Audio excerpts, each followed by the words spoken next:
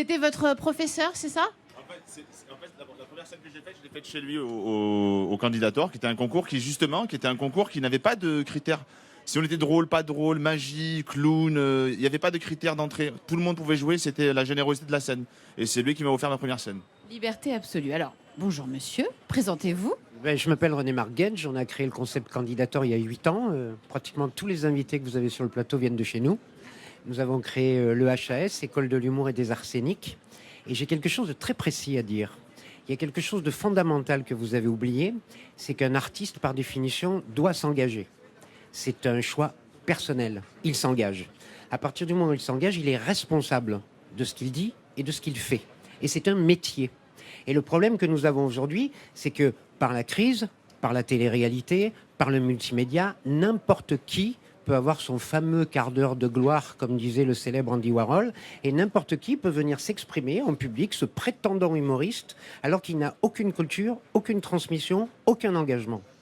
Et le fait est qu'il faut faire du ménage. Diproche disait « Je suis à côté d'Hitler. Si je ris avec Adolf Hitler, il y a un problème.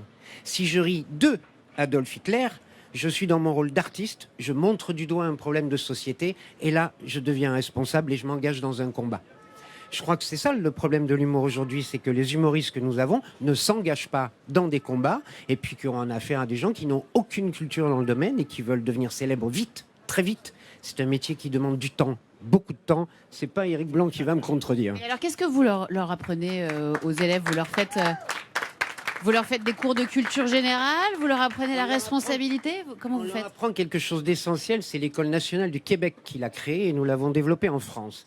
On apprend à développer ce qu'ils ont d'unique. Nous sommes tous uniques.